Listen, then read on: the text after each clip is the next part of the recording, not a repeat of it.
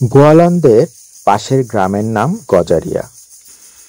প্রাচীন সব গল্পে মোড়া, কুয়াশায় ঢেকে থাকা এক জনপদ। এখানে আছে এক পুরনো দরগা, দাঁড়িয়ে আছে শত বর্ষ ধরে। সেই দরগার পেছনে একটা বিশাল আম গাছ। গাছটা যেমন পুরনো তেমনি রহস্যময়। দাদু বলতেন ওই আম গাছটা কখনোই সাধারণ ছিল না। তার ছায়ায় দাঁড়ালে গা কেমন যেন ঠান্ডা হয়ে যেত। গ্রীষ্মেও যেন এক অদ্ভুত শীতলতা। ছোটবেলায় দাদুর এক বন্ধু হানিফ খুব সাহসী ছেলে ছিল। সে এক রাতে সাহস দেখানোর নেশায় গাছে উঠে পড়ে।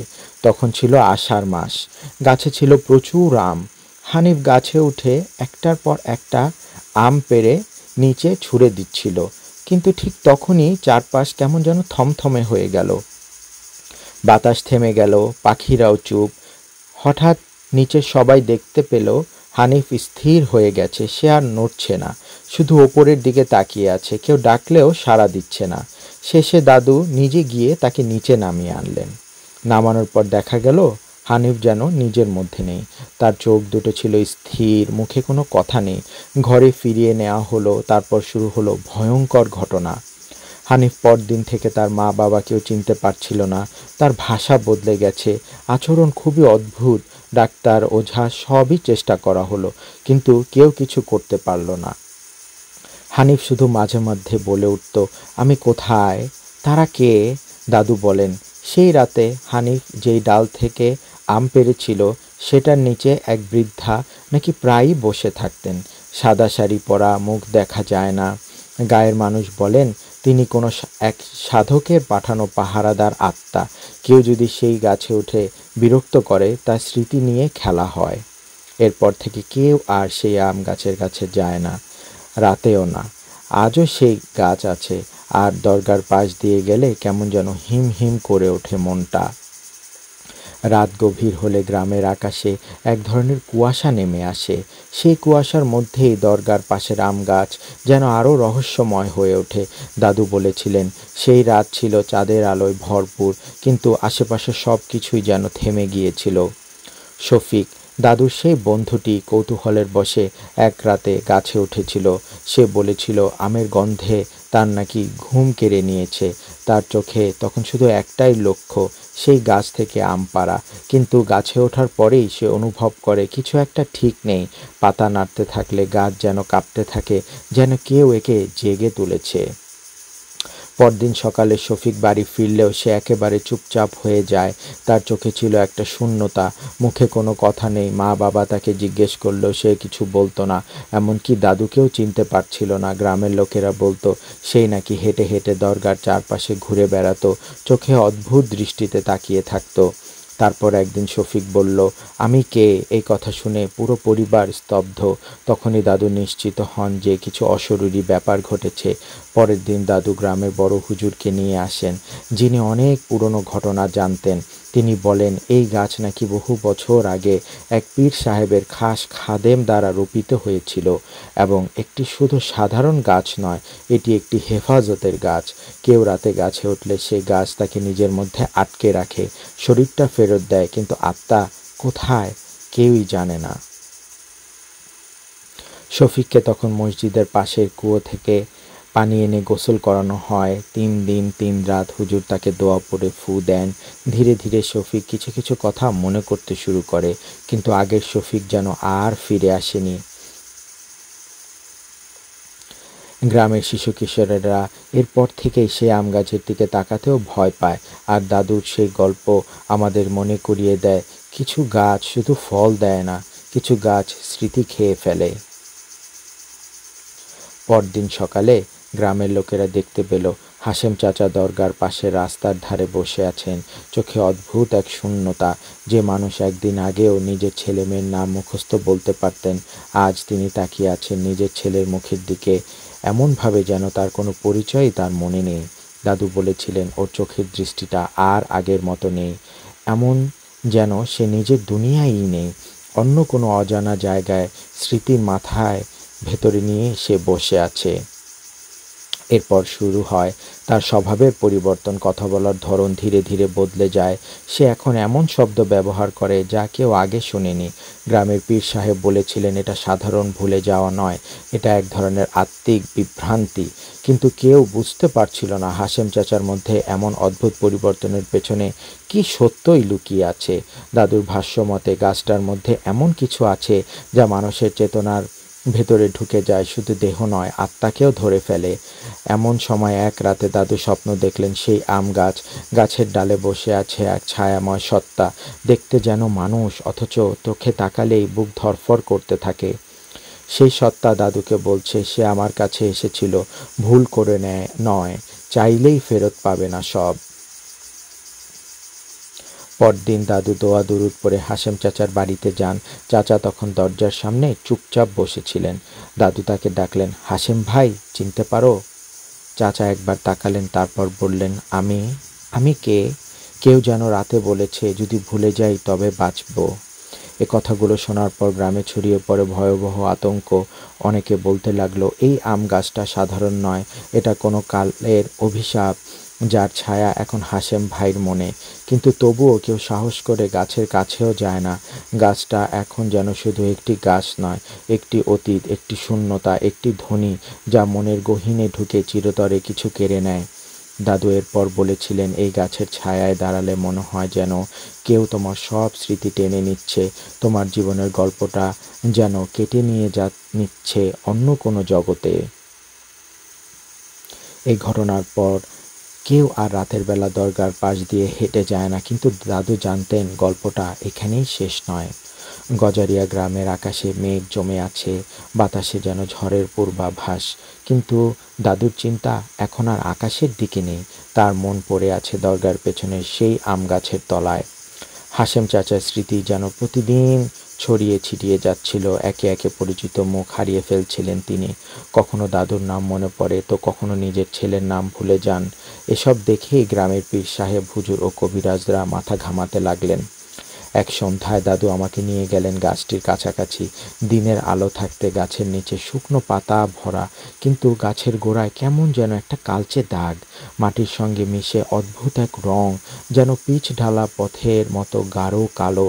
দাদু নরম মাটি ছুঁয়ে দেখলেন মাটি ঠান্ডা, বরফের মতো, অথচ আশেপাশের মাটি ছিল গরম।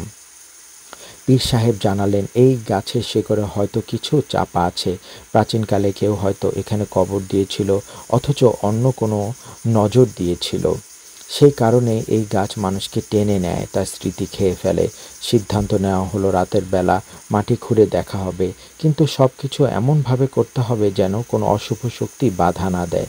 হুজুর তাবিজ, কালাম শরীফের আয়াত আর দরগার দরবেশের পাঠ করা অজিফা নিয়ে প্রস্তুত হলেন। রাত 12টায় শুরু হলো খনন। মেঘলা আকাশের ফাঁক দিয়ে কখনো কখনো বিদ্যুতের ঝলক দেখা যায়। মাটি খুঁড়তেই এক সময় বেরিয়ে আসে একটি ভাঙা মাটির কলস। কলসের গায়ে আরবি, ফার্সি ও বাংলা মিশিয়ে অদ্ভুত এক লেখা। পীর সাহেব কলস দেখেই থমকে গেলেন। তিনি বললেন, এটা নিছক কোনো পুরনো কলস নয়, এটা একটা বন্ধন, এখানে কারো বা কাদের আত্মা এখানে বাধা আছে। কলস তুলতেই চারপাশে বাতাস হু হু করে উঠল, আম গাছের পাতা গর্জে উঠল, যেন গাছটাও প্রতিবাদ করছে। হঠাৎ দূরে হাশেম চাচার বাড়ির দিক থেকে এক নারী কণ্ঠের চিৎকার শোনা গেল। দাদু আর হুজুর দ্রুত কলস হাতে নিয়ে দরগার ভেতরে চলে গেলেন। দরগার পবিত্র স্থানে এসে হুজুর দোয়া পড়ে কলস ভাঙলেন। ভাঙার সাথে সাথে এক শীতল বাতাস দরগার ভেতর দিয়ে বেরিয়ে গিয়ে আকাশের দিকে উঠল। মৃত বাজের মতো কাকগুলো ছুটে এলো, আবার উড়ে গেল। চারদিকে নিস্তব্ধতা। পীর সাহেব শান্ত স্বরে বললেন, আল্লাহর রহমতে বন্ধন ভাঙা গেল, তবে দেখা যাক হাশেম চাচার কি অবস্থা। সেই রাতেই হাশেম চাচা হঠাৎ চোখ মেলে বললেন, আমি কোথায় ছিলাম? তার চোখে ফিরে এলো সেই চেনা উজ্জ্বলতা। দাদু বুঝলেন গাছের অভিশাপ হয়তো কেটে যাচ্ছে, কিন্তু গ্রামের বাতাসে এখনো এক ধরনের শীতলতা রয়ে গেল। পীর সাহেব ইশারা করলেন, ভেবো না, সব শেষ। এমন বন্ধন ভাগলে প্রতিশোধও নিতে পারে, এখন সবার সাবধানে থাকা লাগবে। দরগার পাশের আম গাছ তখনও অন্ধকারে দাঁড়িয়েছিল, পাতা নাড়া দিচ্ছিল হালকা বাতাসে, মনে হলো গাছটা ব্যথায় কাঁপছে। আর সে কাঁপন ছড়িয়ে পড়েছিল পুরো গজারিয়া গ্রামে, অজানা কোনো এক নতুন বিপদের ইঙ্গিত দিয়ে। পরদিন সকাল থেকে দাদুর বন্ধুর আচরণ একদম পাল্টে গেল। গ্রামের মানুষরা দেখতে অবাক। সে নিজের বাড়ির পথ ভুলে গেল, মা বাবার নাম ভুলে গেল, এমনকি নিজের নামও বলতে হোঁচট খেতে লাগলো। সবাই ভাবলো হয়তো মাথায় আঘাত লেগেছে কিংবা জ্বরে কিছু হয়েছে, কিন্তু চিকিৎসক এসে পরীক্ষা করে বললেন এমন কিছু নয়, মাথায় তো কোনো আঘাতের চিহ্নও নেই, কিন্তু ওর স্মৃতি একদম মুছে গেছে। বাড়ির লোকেরা তাকে সান্ত্বনা দিয়ে বলল, তুই আমাদের ছেলে, আমি তোর মা, আমি তোর বাবা। কিন্তু ছেলেটি শুধু এক দৃষ্টিতে তাকিয়ে থাকতো, যেন তার চারপাশের কিছুই চেনা নয়। সে রাতে সে বারবার ঘুমের মধ্যে চিৎকার করে উঠে বসে বলছিল, গাছের ওপর কেউ ছিল, ওরা আমার নাম জানে। এভাবে কয়েকদিন কেটে গেল। তারপর একদিন গভীর রাতে সে আবার সেই দরগার পাশের আম গাছটার দিকে চলে গেল। দাদু তখন নিজেই তাকে অনুসরণ করছিল। ছেলেটি ধীরে ধীরে গাছের নিচে দাঁড়ালো এবং হঠাৎ করে আকাশের দিকে তাকিয়ে হেসে উঠল, একটা ফাঁকা প্রাণহীন হাসি। সে হাসির শব্দে দাদুর গা ভয়ে ছমছম করে উঠল। তুই এখানে কেন এসেছিস? দাদু জিজ্ঞেস করলেন, কিন্তু ছেলেটি কোনো উত্তর দিল না, শুধু বলল, আমার নাম কি, আমি কে? তার চোখে যেন ঘন অন্ধকার জমেছিল, কোনো আলোর রেখা নেই। দাদু বুঝলেন এই ঘটনা আর সাধারণ নয়। পরদিন সকালে গ্রামের এক বয়স্ক হুজুরকে ডাকা হলো। তিনি দরগার ইতিহাস জানতেন। তিনি বললেন, বহু বছর আগে এই গাম গাছের নিচে এক বাউল সাধক সাধনা করতেন। তিনি বলতেন, গাছের ওপর এক আত্মা বাস করে, যে মানুষদের স্মৃতি নিয়ে খেলে। যারা সেই আত্মার স্মৃতি আকর্ষণ করে, তারা নিজেদের ধীরে ধীরে ভুলে যেতে থাকে। তখন গ্রামের পঞ্চায়েত সিদ্ধান্ত নেয় ওই গাছের আশপাশে কেউ যেন না যায়, বিশেষ করে রাতের বেলা। তারা গাছের চারপাশে বেষ্টনী দিয়ে দেয় আর রাতে সেখানে বাতি জ্বালিয়ে রাখে, যাতে কেউ ভুল করে না যায়। তবুও দাদুর বন্ধু আগের মতো স্বাভাবিক হলো না। মাঝে মাঝে সে কিছু কথা মনে করতে পারত, যেমন ছোটবেলার খেলাধুলা বা গাছতলায় বসা, কিন্তু নাম, পরিবারের মুখ সবই অচেনা। দাদু তখন বুঝেছিলেন এই স্মৃতিভ্রংশ কোনো অসুখ নয়, এটা ওই গাছের অভিশাপ। এখনও দাদু বলেন, ওই আম গাছের পাতা ঝরে না, ফুল ফোটে না, কিন্তু গাছটা অবিশ্বাস্যভাবে বেঁচে আছে, যেন কিছু লুকিয়ে আছে এর ভেতর। আর সেই গাছের দিকে তাকালেই যেন কারো চোখে জমে যায় অন্ধকার। দাদু বললেন, তোদের কি মনে আছে আমি যে বলছিলাম আমার বন্ধু রশিদ গাছে উঠেছিল?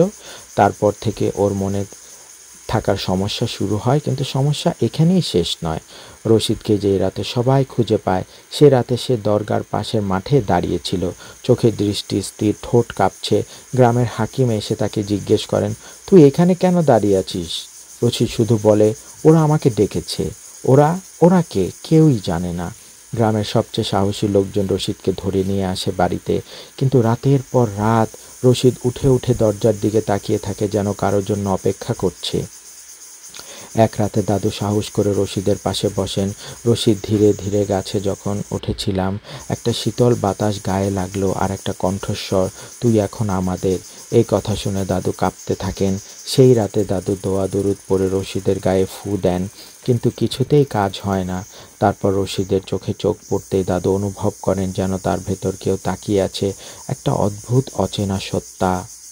পরদিন রশিদ আর কাউকে চিনতে পারে না, এমনকি নিজের ছোট ভাইকে দেখে জিজ্ঞেস করে, তুই কে? গ্রামের মুরব্বীরা সিদ্ধান্ত নেন এটা কোনো সাধারণ অসুস্থতা না, একজন দরবেশ ডেকে আনা হয় পাশের জেলা থেকে। তিনি বলেন, গাছটা অভিশপ্ত, তারা যেন সেখানে আসে যারা মানুষকে ভুলিয়ে দেয়, ওরা স্মৃতি খেয়ে বাঁচে। দরবেশ গাছের গোড়ায় কিছু দোয়া পড়ে পানিতে মিশিয়ে দেন, বলেন, যে গাছে উঠেছে তাকে এখন রক্ষা করা খুব কঠিন, তবে চেষ্টা করতে হবে। গ্রামের মানুষ গাছের চারপাশে বাঁশ দিয়ে ঘিরে ফেলে, কিন্তু মাঝরাতে আবারও কেউ একজন গাছে উঠতে দেখা যায়। এবার আর কেউ তাকে চিনতে পারে না। এখন গাছের ইতিহাস খোঁজার পালা। কারা ছিল ওখানে? কেন এই গাছ এত অশুভ? এই উত্তরের খোঁজে দাদু আর দাদুর বন্ধু খোঁজ নেওয়া শুরু করেন। রাতে দাদুর বন্ধু শফিক আবারও সেই দরগার পাশের পথ দিয়ে হেঁটে যাচ্ছিল। সে একা, চারদিক নিস্তব্ধ, বাতাসের হালকা শব্দ আর ঝিঝি পোকার আওয়াজ ছাড়া কিছুই নেই। কিন্তু হঠাৎ যেন কারো পায়ের শব্দ শুনতে পেল সে। 1 পা, 2 পা, 3 পা। ঠিক তার পেছনেই সে দাঁড়ালো, কিন্তু কিছুই দেখল না। সে ধীরে ধীরে পেছনে ঘুরে তাকালো, কেউই নেই, পথ ফাঁকা, গাছের ছায়া পড়েছে, কিন্তু তার ভেতর কিছু নড়াচড়া করছে কিনা বোঝা যায় না। শফিক জোরে জোরে হাঁটতে শুরু করলো। তখনই পাশের আম গাছ থেকে আবার পড়লো একটা কাঁচা আম, কিন্তু সেটা পড়লো একেবারে তার পায়ের কাছে। সে ভয়ে জমে গেল। কে যেন ফিসফিসিয়ে বলল, তুই আবার এসেছিস? শফিক চারপাশে তাকালো, কিছুই দেখতে পেল না। হঠাৎ করে ঠান্ডা বাতাস বইতে লাগলো, আর সেই বাতাসে যেন কারো কান্নার আওয়াজ ভেসে এলো।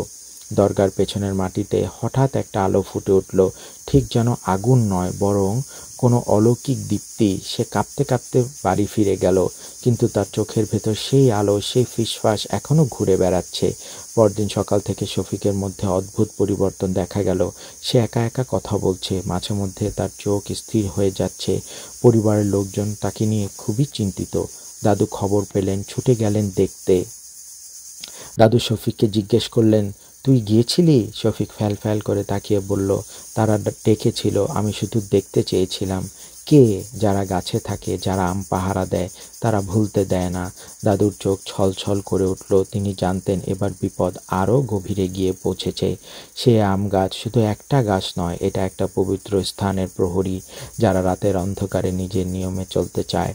কেউ তাদের ভাঙতে গেলে তার স্মৃতি কেড়ে নেয়, তার স্বাভাবিকতা ছিনিয়ে নেয়। দাদু সিদ্ধান্ত নিলেন এইবার তাকে ফিরে আনার জন্য দরগায় যেতে হবে।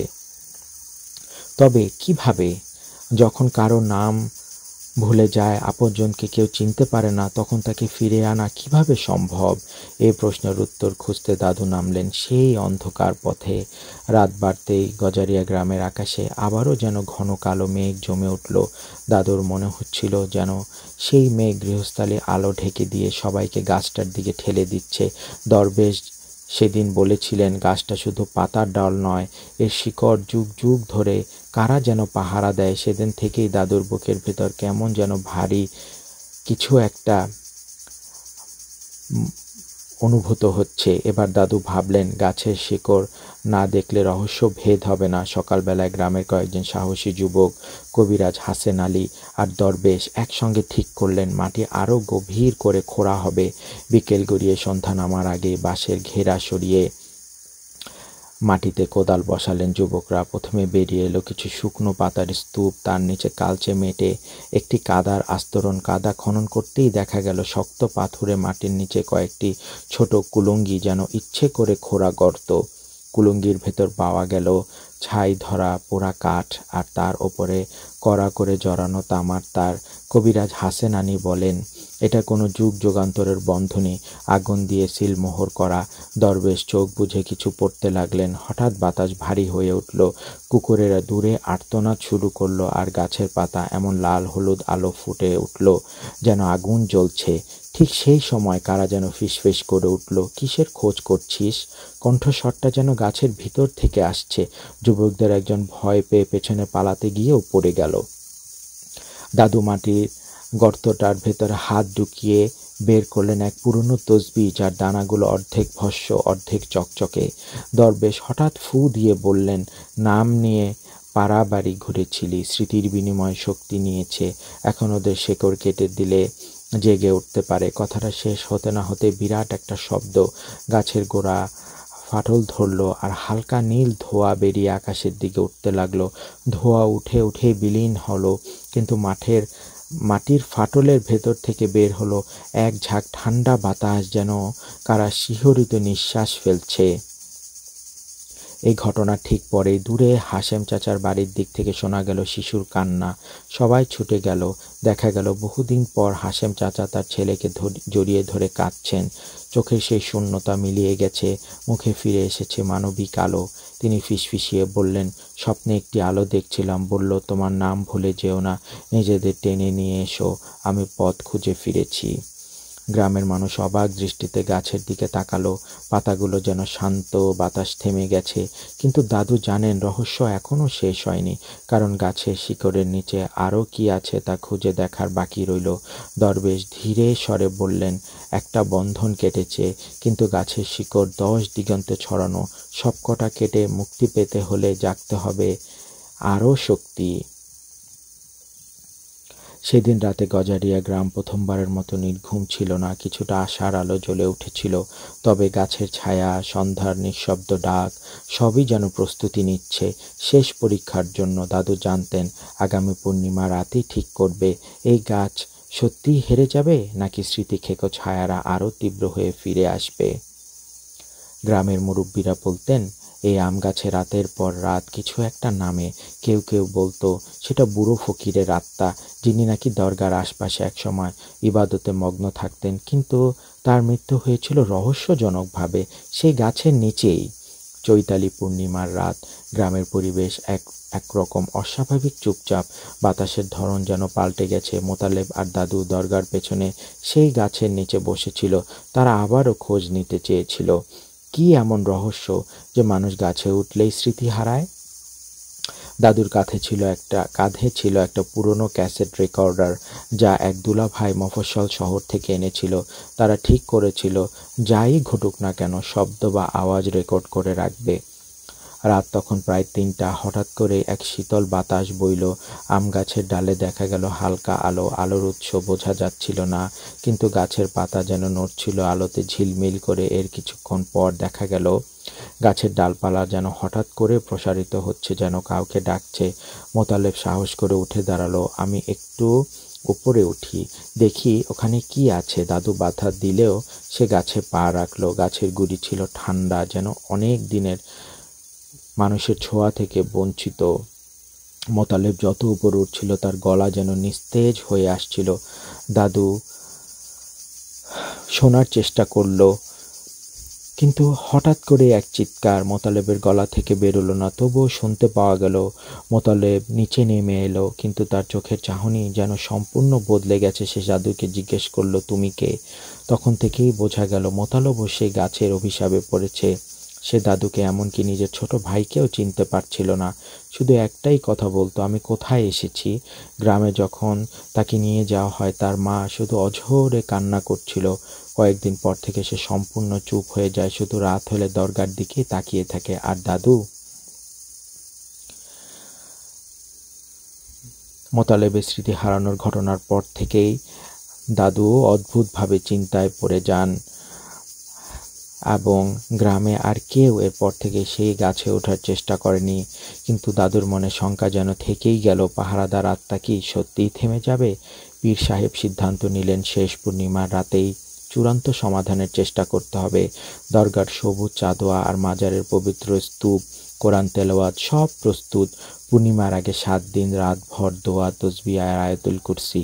পূর্ণিমার সন্ধ্যায় আকাশ ছিল পরিষ্কার। দাদু, পীর সাহেব আর 5 জন সাহসী যুবক মিলে গাছের গোড়ায় মাটির মধ্যে 4 কোণে দেরাজ আকৃতির গর্ত খুঁড়ে তাতে গোলাপ জল ছিটিয়ে দিলেন।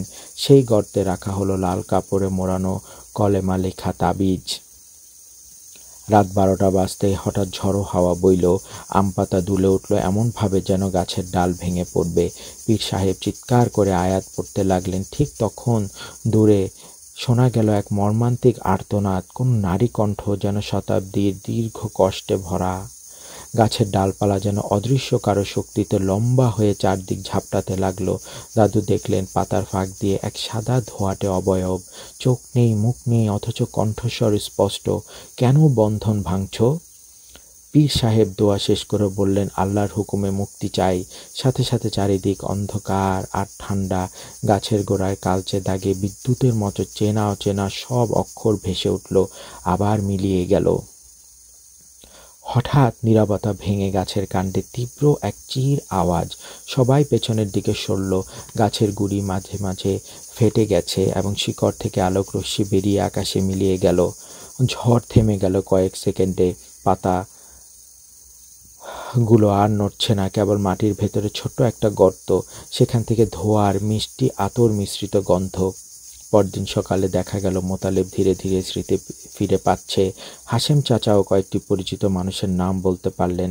দাদু নিঃশ্বাস ফেললেন স্বস্তিতে, কিন্তু জানতেন এখনও পরীক্ষা সম্পূর্ণ শেষ হয়নি। কারণ যে গাছ এতকাল স্মৃতি খেয়ে বেঁচেছিল তার শিকড় কি সত্যিই নিঃশেষ হয়েছে, নাকি কোথাও আর একটি নতুন গাছ, নতুন বন্ধন গড়ে তোলার প্রস্তুতি নিচ্ছে? গ্রামের মানুষ সেই রাত্রিতে শেষ পূর্ণিমা নামে মনে রাখল, কিন্তু দাদু বলতেন শেষ শুধু আল্লাহ জানেন। গাছ পড়ে গেছে, তবে ছায়া এখনও আছে, শুধু চোখে দেখা যায় না। দাদু বলতে লাগলেন, অমাবস্যার রাত্রি ছিল এক বিভীষিকাময় অভিজ্ঞতা। চারদিক ছিল নিস্তব্ধ, গায়ের পাখিরা যেন চুপ করে গিয়েছিল। আমরা কয়েকজন মিলে সেই রাতে শেষবারের মতো আম গাছের কাছে যাওয়ার সিদ্ধান্ত নেই। আমরা দরগার পেছন থেকে হাঁটতে শুরু করি। রাত যখন অনেক গভীর, পূর্ণ অন্ধকার, কিন্তু হঠাৎ করে দূর থেকে দেখা গেল সেই প্রাচীন আম গাছের ডালে ঝুলে আছে অদ্ভুত কিছু একটা, কাপড়ের মতো, যেন কেউ বসে আছে। রফিক সাহস করে এক ধাপ এগিয়ে গেল, তার গলা শুকিয়ে আসছে ভয়ে। হঠাৎ সেই বসে থাকা ছায়াটি নড়ে উঠল, না মানুষ না পশু, চোখ দুটো আগুনের মতো জল করছিল। সাথে সাথে একটা তীব্র বাতাস বইতে লাগলো, যেন কোনো অশরীরী শক্তি চারপাশ ঘিরে ফেলেছে। দাদু বললেন, আমি তখনই বুঝেছিলাম এটা কোনো সাধারণ ব্যাপার না। আমরা পালাতে লাগলাম। পেছনে ভেসে আসছিল এক অদ্ভুত হাসির শব্দ। সেই রাতের পর থেকে আর কেউ আম গাছের কাছে যায় না। যে গাছে এক সময় ছেলেমেয়েরা আম পাড়তে উঠত, সেই গাছ এখন ভয়ের আর আতঙ্কের অপর নাম। গ্রামের মুরব্বীরা পরদিন দরগার পীর সাহেবের কাছে যান। পীর সাহেব কিছু কোরআনের আয়াত পড়ে গাছের নিচে ছিটিয়ে দেন এবং বলেন, এই গাছের ডালে কোনো অতীত আত্মা আটকে আছে, আর কেউ যদি গভীর রাতে ওদিকে যায়, সেই আত্মা তার স্মৃতি নিয়ে খেলা করে। তারপর থেকে সেই গাছ নামমাত্র আম ধরে, কিন্তু গ্রামের কেউ আর সেই গাছের আম খায় না।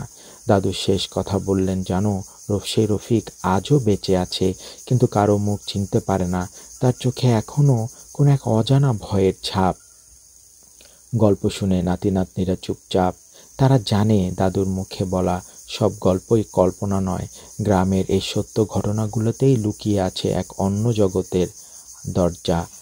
এইভাবে শেষ হলো দরগার পাশের আম গাছ, যা শুধু একটি গল্প নয়, একটি অভিজ্ঞতার মিশ্রণে গড়া এক অন্যরকম বাস্তবতা।